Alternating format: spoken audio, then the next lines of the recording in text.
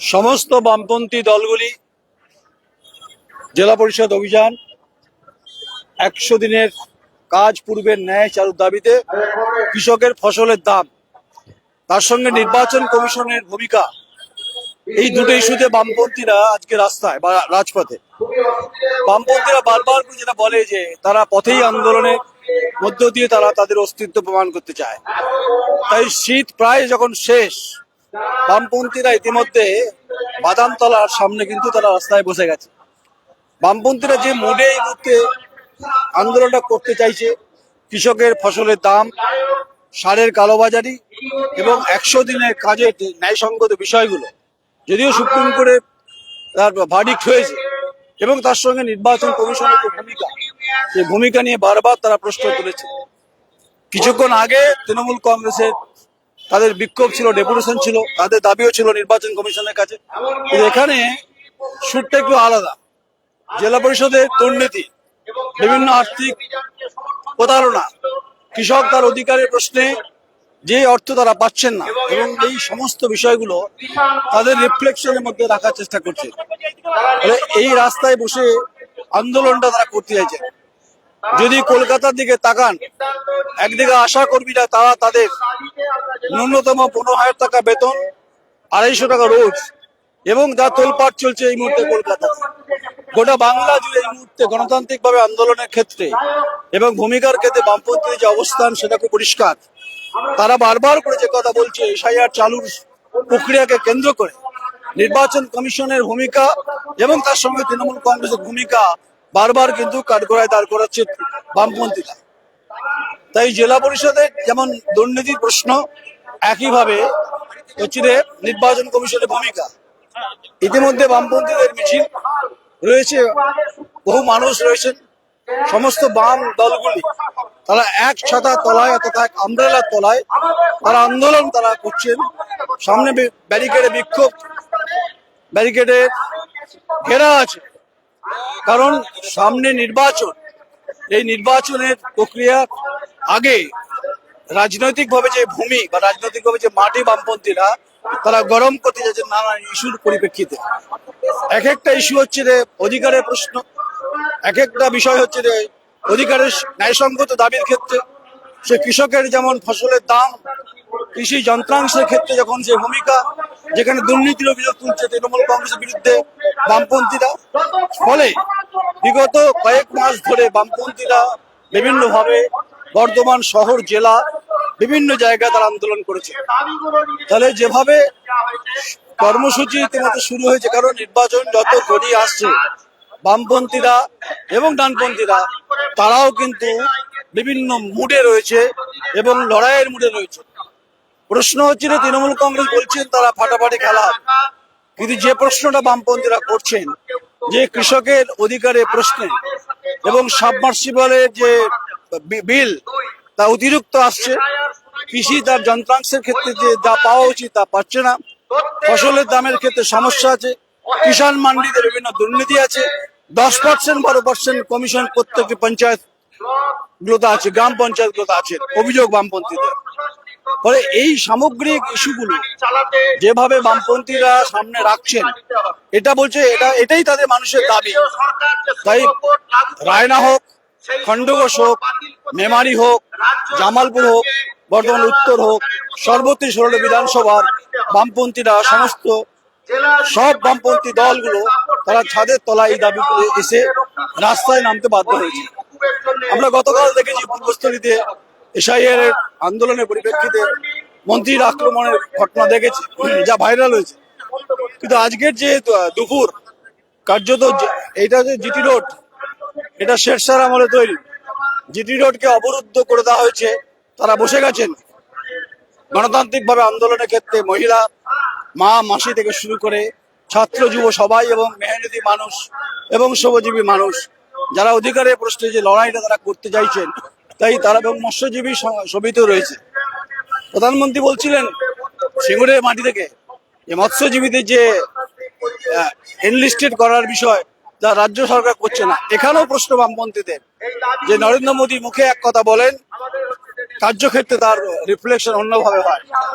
এই গোটা ঘটনা, গোটা প্রক্রিয়ার মধ্যে যে পরিস্থিতির মধ্যে আমরা রয়েছে এই মুহূর্তে, আমরা এই মিছিলের মধ্যে যাওয়ার চেষ্টা করছি, কারণ মানুষের ইতিমধ্যে যে বক্তব্যগুলো বামপন্থীরা বলছেন এবং কমিশনের ভূমিকা, এসআইআর এবং হচ্ছে যে একটার পর একটা ঘটনা, মৃত্যু, হ্যারাসমেন্ট, হেনস্থা, এই গোটা প্রক্রিয়াতে এবং যাদের নাম বাদ যাচ্ছে হিয়ারিং এর ক্ষেত্রে ঘন্টার পর ঘন্টা তাদেরকে সময় ব্যয় করতে হচ্ছে। এটা যেমন একটা ইস্যু গণতান্ত্রিক ভাবে নির্বাচনের ক্ষেত্রে পশ্চিমবঙ্গের যে 2026 নির্বাচন, সেটা খুব গুরুত্বপূর্ণ। এ কারণে গুরুত্বপূর্ণ যে সামনে নির্বাচন আছে, ইতিমধ্যে বামপন্থীদের যে লড়াই, এসআইআর নিয়ে হিয়ারিং, হেনস্থা, জেলা পরিষদ আর্থিক দুর্নীতি, সমস্ত বামপন্থীরা এক ছাতার তলায় রাস্তায় বসে গেছেন। আপনারা গোটা পশ্চিমবাংলা জুড়ে আমাদের এই কর্মসূচি চলছে।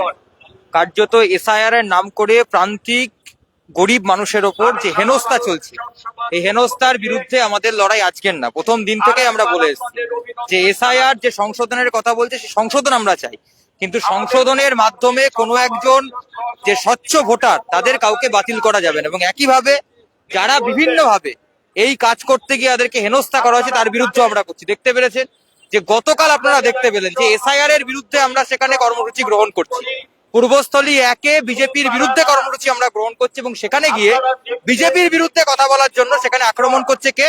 তৃণমূল কংগ্রেসের তিনি মন্ত্রী। তিনি, আমরা কার্যত বুঝতে পারছি এসআইআর কে সামনে রেখে যে এসআইআর হতে পারে 100 দিনের কাজ হতে পারে, সব ক্ষেত্রে সাধারণ মানুষের যে সমস্যা, সেই সমস্যার কারণ বিজেপি এবং তৃণমূল উভয়।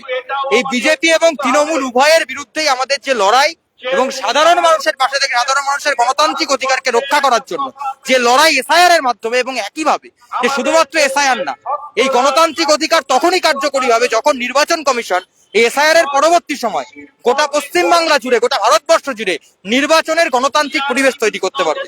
তাই এখানে যেরকম একদিকে আমাদের সমস্ত শ্রেণী সংগঠনগুলোর পক্ষ থেকে এসআইআর এর যে ঘটনা, সেই ঘটনার প্রতিবাদ করা হচ্ছে, একইভাবে 100 দিনের কাজ, যে 100 দিনের কাজ কার্যত সুপ্রিম কোর্ট বলে চালু করতে হবে, এখনো পর্যন্ত এই রাজ্যে চালু হলো না।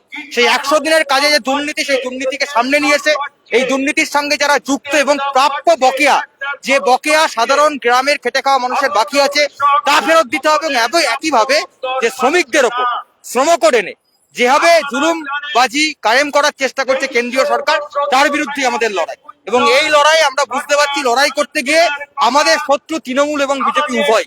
একদিকে যেরকম নরেন্দ্র মোদী ওই সাউথ ব্লকে বসে যে প্রেসক্রিপশন লিখে দিচ্ছে, মমতা ব্যানার্জি কম্পাউন্ডার হয়ে আমাদের রাজ্যে সেই প্রেসক্রিপশনকে বাস্তবায়ন করার ভূমিকা পালন করছে। আমরা এটাই বলতে চাচ্ছি যে মমতা ব্যানার্জি হচ্ছে সবচেয়ে বড় বিজেপির এজেন্ট। তাই একই সঙ্গে দুই শক্তির বিরুদ্ধে লড়াই।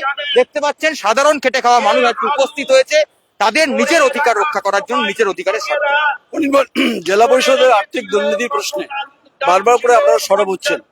বিভিন্ন যন্ত্রাংশের নামে দুর্নীতি আছে, কাজের ক্ষেত্রে দুর্নীতি আছে, কিষাণ মান্ডির ক্ষেত্রে দুর্নীতি আছে, এবং হচ্ছে ওন ফান্ড কৃষক যেটা জেলা পরিষদের সেটা থাকার কথা, যা বামপন্থীরা রেখে গেছিল, সেটা কার্যত নাকি শূন্য।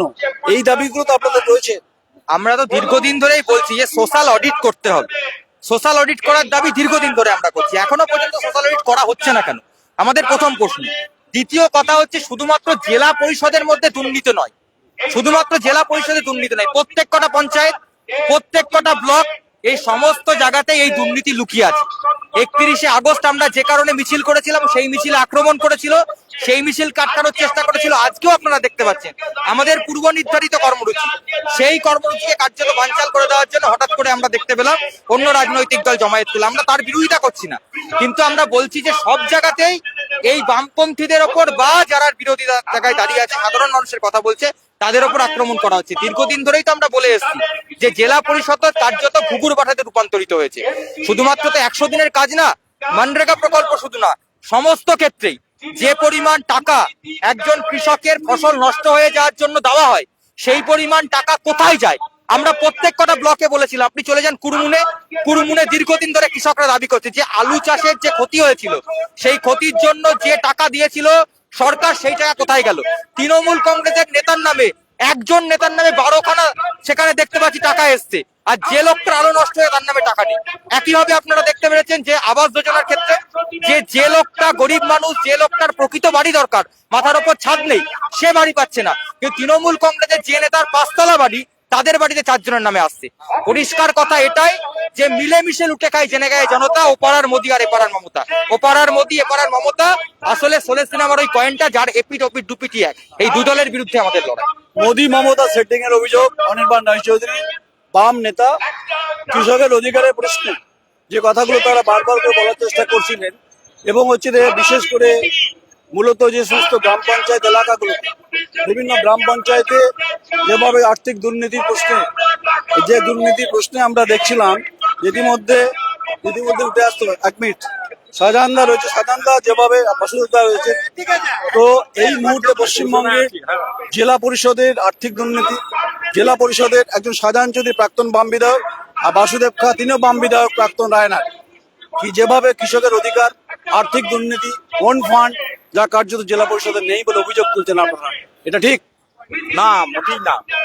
টাকা ওদের আছে, কিন্তু হচ্ছে যে 100 দিনের কাজে যে ক্ষেত মজুরদেরকে কাজ করিয়েছে, যাদের জব কার্ড আছে তাদের কাজ করিয়েছে, এবং তাদের কারো হচ্ছে 38 দিন, কারো 35 দিন, কারো 28 দিন, কারো 30 দিন, এইরকম হচ্ছে। আমরা পাড়ায় গিয়ে তাদের কাছে জেনেছি বাকি আছে, কিন্তু আজকে প্রায় হচ্ছে 4 বছর ধরে তাদেরকে কোনো দেওয়া হয় না। আমরা 100টা গ্রাম পঞ্চায়েতে ঘেরাও করেছি, তালা মেরে দেওয়া হয়েছে, তবুও কাজ পায়নি। তাই ক্ষেত মজুররা দৃঢ় সংকল্প, তারা হচ্ছে আগামী দিনে পঞ্চায়েত অফিসে তালা মেরে টাকা আদায় করবে, কারণ গতর খাটিয়েছে, টাকা মজুরি দিতে হবে। সাধারণত মঙ্গলকোটে এই মুহূর্তে যা পরিস্থিতি, মেহনতি মানুষ, শ্রমজীবী মানুষ, প্রান্তিক কৃষি ব্যবস্থার সঙ্গে যুক্ত থাকা মানুষ, তারা যে সমস্ত ফসল নষ্ট হয়, দাম সঠিকভাবে পাচ্ছে না, এই টাকা মাঝপথে নাকি লুট হয়ে যায়, এটা কি ঠিক? না, দাম পাচ্ছে না, শুধু তাই নয়, কিছু হচ্ছে মানে পেটুয়া আড়তদার যারা মানে প্রাইভেট আড়তদার আছে, তাদের সঙ্গে যোগাযোগ করে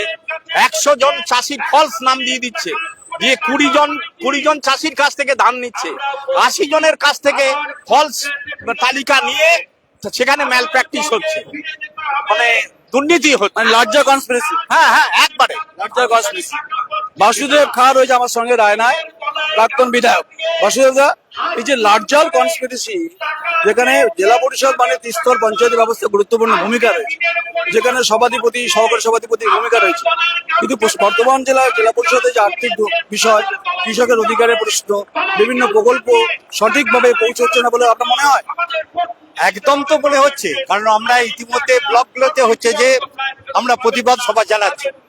গতকালও হচ্ছে আমরা বিভিন্ন জায়গায় বিভিন্ন ব্লকের সামনেতে আমরা এ নিয়ে প্রতিবাদ করেছি, কিন্তু সব থেকে আশ্চর্যের বিষয় হলো এতে হচ্ছে যে তৃণমূল হচ্ছে নিশ্চুপ আছে। যখন মাইনরিটি কমিউনিটির যে সমস্ত লোকেরা আছে তাদেরকে যেভাবে গ্রাম থেকে ডেকে নিয়ে এসে আবার নতুন করে 2025-এ যাদের নাম উঠেছে আবার পুনরায় তাদেরকে হচ্ছে যে ডাকা হচ্ছে, তোমার বাবার নাম, তোমার বয়স, তোমার হচ্ছে যে কোথায় হচ্ছে যে সার্টিফিকেট আছে, এইরকম 80 বছর বয়স পর্যন্ত লোকেদিকে ডেকে নিয়ে এসে হ্যারাসমেন্ট হচ্ছে দিনের পর দিন। আজকে 29 তারিখ পর্যন্ত বলে দিয়েছে ব্লকগুলি নাকি এইরকম হিয়ারিং গুলি চলবে। তাহলে এই যদি হিয়ারিং চলে 29 তারিখ পর্যন্ত, গোটা প্রশাসনটা একদম ঢল নেমে গেছে, আর কোনো উন্নয়নের কথা নাই। এখন শিক্ষা, স্বাস্থ্য, খাদ্য যা কিছু জিনিস আছে সব চাপা পড়ে এখন এসআইয়ের নাম করে এটাকে চালাচ্ছে।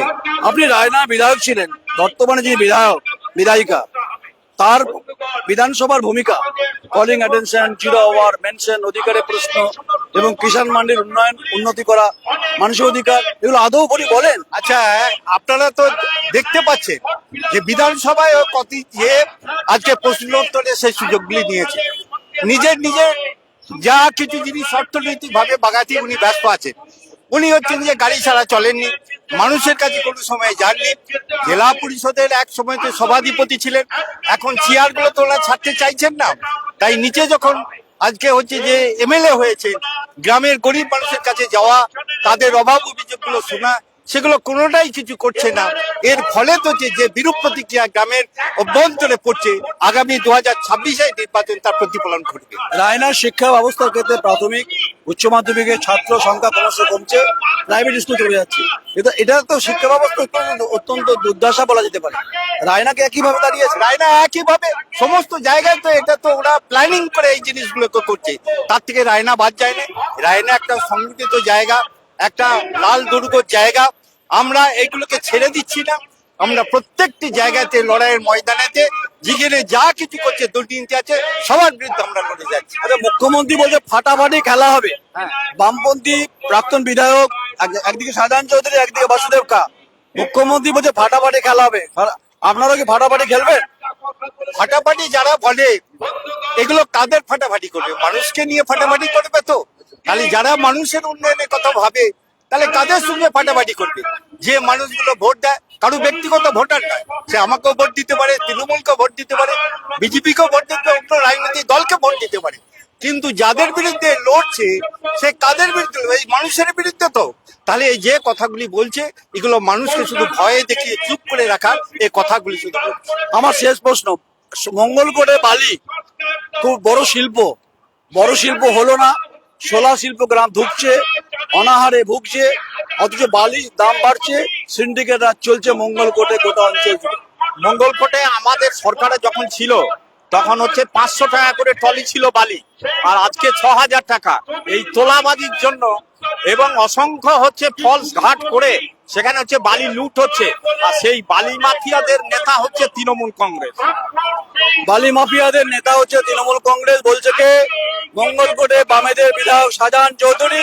আরেকদিকে অভিযোগ করছেন কে? বাসুদেব কা, সিপিএম এর রায়নার প্রাক্তন বিধায়ক। অনেক অনেক ধন্যবাদ।